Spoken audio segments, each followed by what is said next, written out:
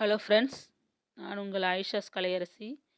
இந்த வீடியோவில் என்ன பார்க்க போகிறோம் அப்படின்னு பார்த்தீங்கன்னா, திட்ட விளக்கம், மாறுபாட்டுக்கெழு, கூட்டுச் சராசரி, வீச்சுக்கெழு. இந்த டாபிக் ரிலேட்டடாக டிஎன்பிஎஸ்சிலையும் டிஎன்டெட் பேப்பர் 2லையும் கம்பல்சரி ஒரு கொஸ்டின்ஸ் கேட்குறாங்க. வாங்க வீடியோக்குள்ளே போகலாம். இது எப்படி ஃபார்முலாவை ஞாபகம் வச்சுக்கிட்டு ஃபார்முலா இல்லாமல் எப்படி போடுறது ஷார்ட்கட்டில், அதை பற்றி தான் நம்ம பார்க்க போகிறோம். வாங்க வீடியோக்குள்ளே போகலாம். சம்முக்கு போகிறதுக்கு முன்னாடி சில சிம்பிள்ஸ்லாம் நம்ம தெரிஞ்சுக்கணும். அது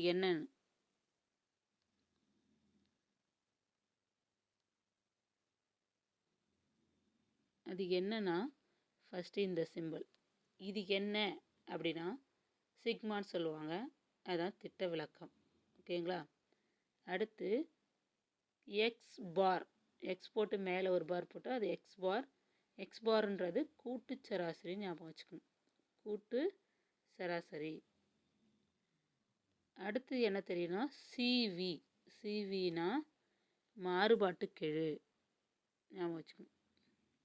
இது மூணையும் மைண்டில் வச்சுங்க, இல்லைனா எழுதி கூட வச்சுக்கோங்க. சிக்மான்றது திட்ட விளக்கம், எக்ஸ் பார்ன்றது கூட்டு சராசரி, சிவின்றது மாறுபாட்டுக்கெழு ஞாபகம் வச்சுக்கோங்க. அடுத்தது என்ன பார்க்க போகிறோம் அப்படின்னா, ஃபார்முலாவை ஞாபகம் வச்சுக்கிறதுக்கு ஒரு சின்னதாக ஒன்று சொல்கிறேன். ட்ரையாங்கிள் ஒன்று சொல்கிறேன். ட்ரையாங்கிளில் என்ன போகிறோன்னா அது ஞாபகம் வச்சுக்கோங்க. ஒரு ட்ரையாங்கிள் போட்டாச்சு, அதை ரெண்டாக பிரிச்சுக்கிறேன். அப்புறம் கீழே இருக்கிற பகுதியை ரெண்டாக பிரிக்கிறேன். நெக்ஸ்ட்டு அதுக்கு நேம் கொடுக்க போகிறேன். மேலே இருக்கிற ட்ரையாங்கிள் சிக்மான்னு கொடுத்துருக்கேன். கீழே இருக்கிறது ரெண்டுத்துக்கும் எக்ஸ் பார் சிவின்னு கொடுக்குறேன்.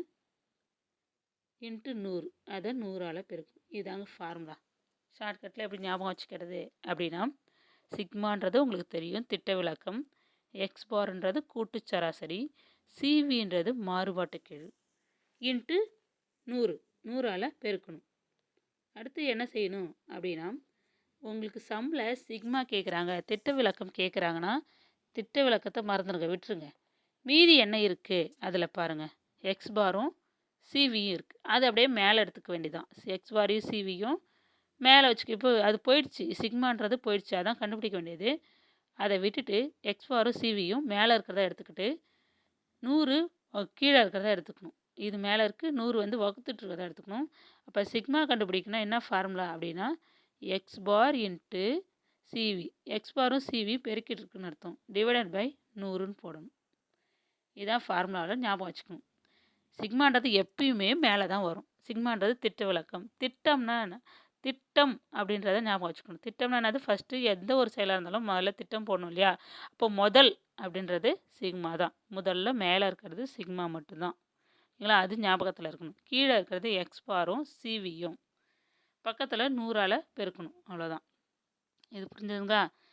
சிக்மான்னு கேட்டால் கீழே இருக்கிறத அப்படியே பெருக்க வேண்டியது. எக்ஸ் பாரு சிவியும் பெருக்கி 100ஆல் வகுக்க வேண்டியதான். அடுத்தது என்ன செய்யணும் அப்படின்னு பார்த்தீங்கன்னா, அடுத்து எக்ஸ் பார் கண்டுபிடிக்கணும் கேட்குறாங்க. கொஸ்டினில் கூட்டு சராசரி கண்டுபிடிக்கணும்னு கேட்குறாங்க. அப்படி கேட்டாங்கன்னா எக்ஸ் பாரை மறந்துடுங்க, அடிச்சிருங்க. மீதி என்ன இருக்குதுன்னு பாருங்கள். ட்ரையாங்கிளில் மேலே சிக்மா இருக்குது, கீழே சிவி இருக்குது. அது அப்படியே வகுத்துக்கணும். நடுவில் கோடு போட்டால் வகுத்தல், பக்கத்தில் இருந்தால் பெருக்கல்னு போட்டுக்கணும். இப்போ sigma divided by CV into 100. இதுதான் ஃபார்முலா. கூட்டு சராசரிக்கு இதுதான் formula. Sigma divided by CV. கீழே சிவி இருக்குது, எக்ஸ் பார் தான் கண்டுபிடிக்க வேண்டியது, அதை நீங்கள் எடுத்துக்கூடாது. கீழே சிவியை மட்டும் எடுத்துக்கிட்டு இன்ட்டு 100. இதுதான் இன்னொரு ஃபார்முலா. ஓகேங்களா? அடுத்தது என்ன பண்ணணும் அப்படின்னா, அடுத்து சிவி கேட்குறாங்க அப்படின்னா சிவியை அடிச்சிருங்க.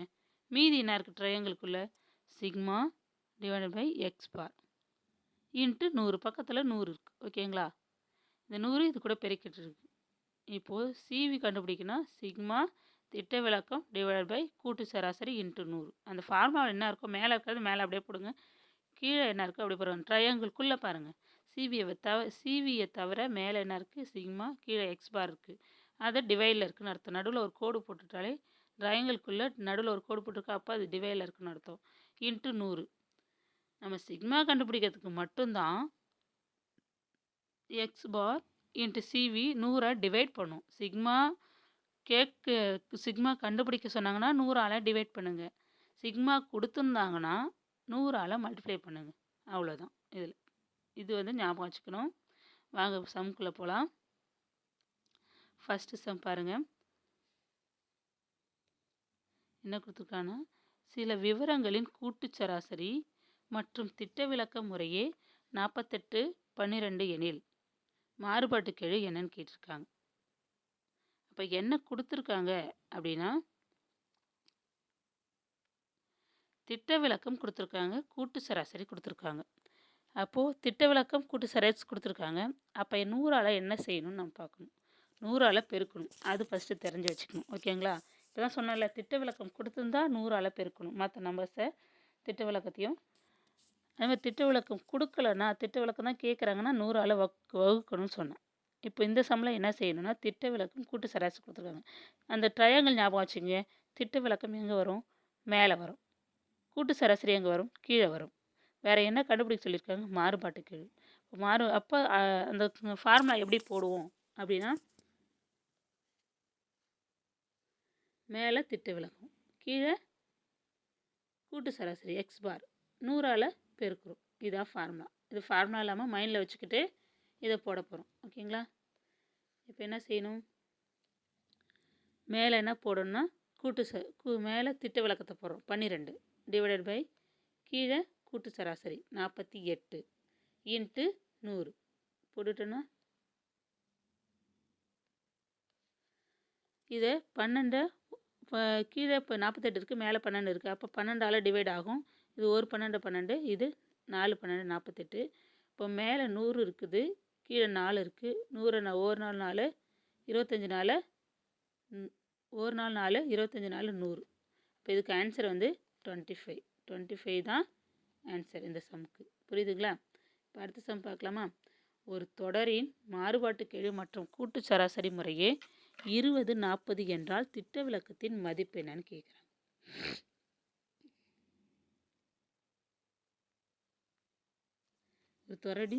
ஒரு தொடரின் மாறுபாட்டு கெழு கொடுத்துட்டாங்க, கூட்டு சராசரி கொடுத்துருக்காங்க, திட்ட விலக்கம் கேட்டிருக்காங்க. இதுக்கு என்ன பண்ணுறது? திட்ட விலக்கம் கேட்டால் 100ஆல் வகுக்கணும்னு சொல்லியிருக்கேன். அப்போ சிவியும் எக்ஸ் பாரையும் பெருக்கணும். ஓகேங்களா? அப்போ என்ன கொடுத்துருக்காங்க? 20, அதுக்கு option A 8, option B 60, option C 30, option D 20. இப்போ இது எப்படி ஃபார்முலா ஞாபகம் வச்சுக்க போகிறதுனா, சிக்மா கேட்டிருக்காங்க. சிக்மா மேலே இருக்கும், ஞாபகத்தில் வச்சுக்கோங்க. சிக்மா நம்மளுக்கு மேலே இருக்குது, அது கண்டுபிடிக்க சொல்லியிருக்காங்க. அப்போ அதை விட்டு கீழே என்னென்ன இருக்கும்? எக்ஸ் பாரும் சிவி இருக்கும். அது ரெண்டும் பெருக்கிட்டு இருக்கும். 100ஆல் வகுக்கணும். அவ்வளோதான். இப்போ கொடுத்துருக்கிறத ரெண்டுத்தையும் பெருக்கி 100ஆல் வகுக்க வேண்டியதான். 20 இன்ட்டு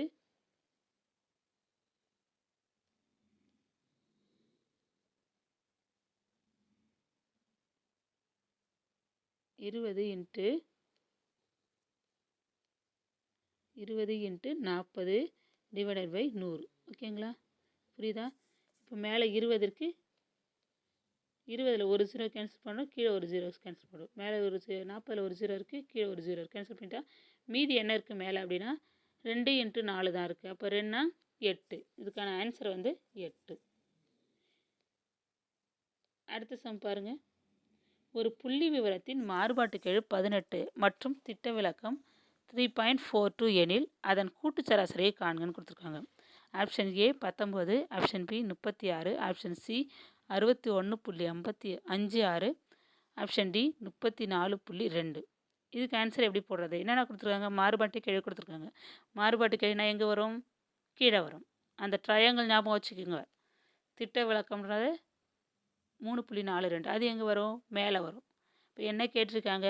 கூட்டு சராசரி கேட்டிருக்காங்க. கூட்டு சராசரி எங்கே வரும்? கீழே வரும். இப்போ திட்ட விலக்கம் கொடுத்துருக்காங்கன்னா 100ஆல் பெருக்கணும். ஓகேங்களா? இப்போ மேலே என்ன இருக்குது? திட்ட விலக்கம்.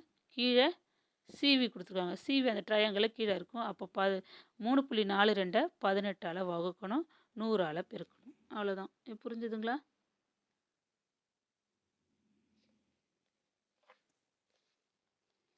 இப்போ 3.42 போட்டாச்சு, கீழே 18 போட்டாச்சா?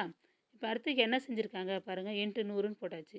3.42 100ஆல் பெருக்குனா 2 டிஜிட் தள்ளி புள்ளி வரும். அப்போ அந்த பாயிண்ட் வந்து 2க்கு அப்புறம் வரும். அப்போ 342 டிவைடட் பை 18. இதை 100ஆல் பெருக்கிறோம். 3.42 100ஆல் பெருக்குனா அந்த பாயிண்ட்ஸ் வராது. அப்போ 342 கிடைக்கும்.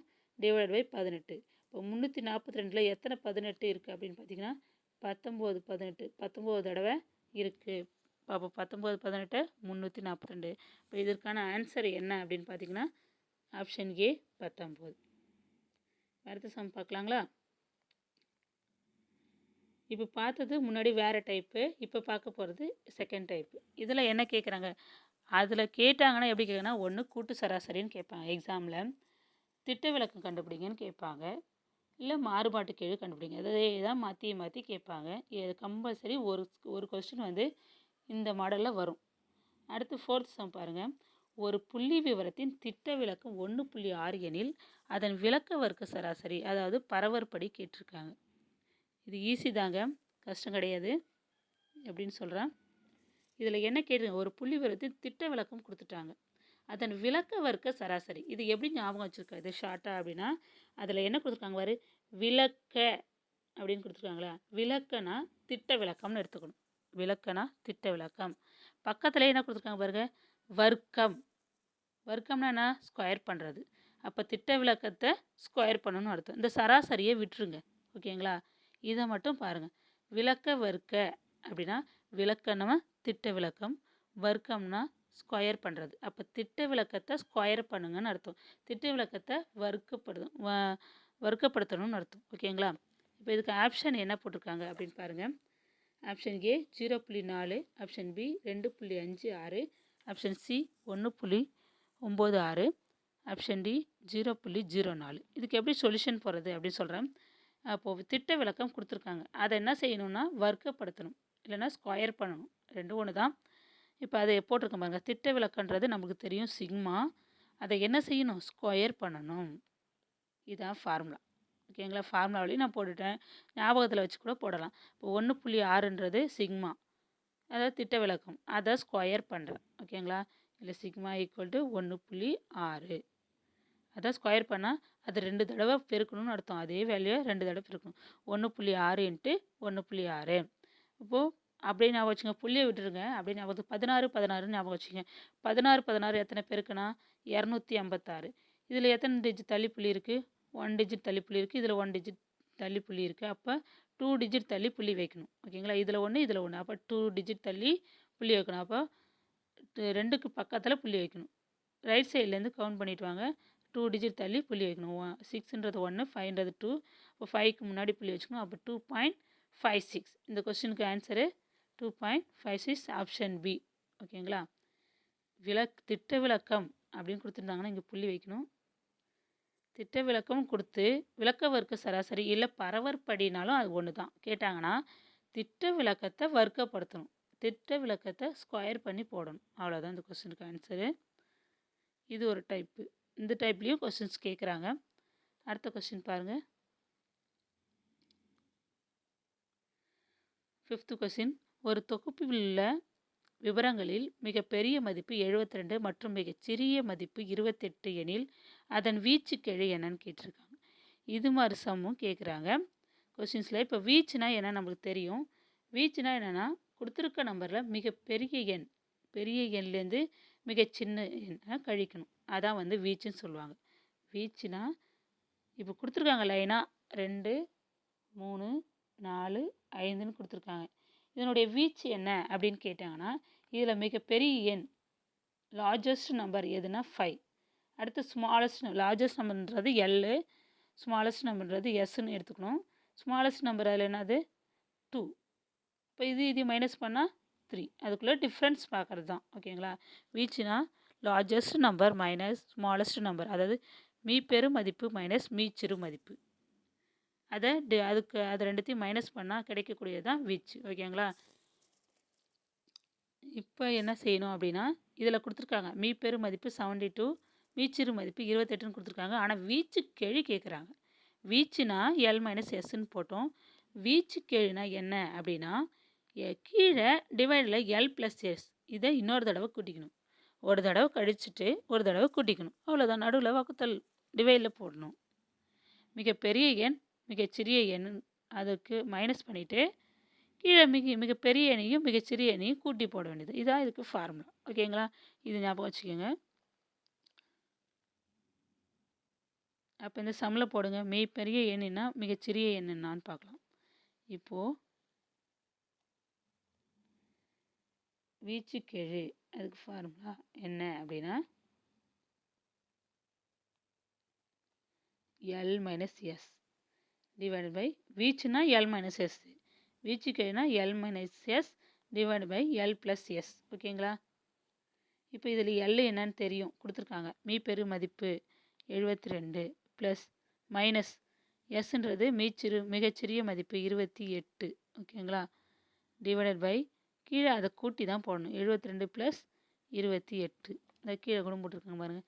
72 மைனஸ் 28, 72 ப்ளஸ் 28. இப்போ 72லேருந்து 28 மைனஸ் பண்ணால் 44. 72லேருந்து 28 ஆட் பண்ணால் 72 கூட 28 ஆட் பண்ணால் 100. இது எப்படி கேன்சல் பண்ணலாம் அப்படின்னு பாருங்கள். 4ஆல் வகுத்துருக்கேன். இப்போ மேலே 11 நாள் 4, கீழே 25 நாள் 100. ஓகேங்களா? இப்போ 11 25ஆல் வகுத்தா 0.44. இப்படியும் போடலாம். இல்லை 44 டிவைடட் பை 100, கீழே 100 10, கீழே 10 100 1000 அப்படின்னு டிவைட் பண்ணாலே மேலே இருக்கிற நம்பரை அந்த டிஜிட் 100னா 2 0 இருக்கா, அப்போ 2 0 தள்ளி 2 டிஜிட் தள்ளி புள்ளி வச்சுக்கணும். 3 0 இருக்கா, 3 டிஜிட் தள்ளி புள்ளி வச்சுக்கணும். அது ஞாபகத்தில் வச்சுக்கணும். கீழே 10 இருக்கா, 1 டிஜிட் தள்ளி 1 0 இருக்குது. 10ல் எத்தனை 0 இருக்குது, 1 0. அப்போ 1 டிஜிட் தள்ளி புள்ளி வைக்கணும். இதில் 100 இருக்குது, 100ல் 2 0 இருக்குது. அப்போ 2 டிஜிட் தள்ளி புள்ளி வைக்கணும். இப்போ இதுக்கு ஆன்சர் என்னென்னா 0.44. ஆப்ஷன் சி தான் கரெக்டான ஆன்சர். இப்போ புரியுதுங்களா? இந்த மாதிரி சம்மும் கேட்குறதுக்கு வாய்ப்பு இருக்குங்க. இப்போ இந்த வீடியோ உங்களுக்கு பிடிச்சிருக்குன்னு நான் நம்புகிறேன். இந்த வீடியோ உங்களுக்கு பிடிச்சிருந்தா லைக் பண்ணுங்கள், ஷேர் பண்ணுங்கள், கமெண்ட்ஸ் பண்ணுங்கள். மறக்காமல் சப்ஸ்கிரைப் பண்ணுங்கள். Thank you friends.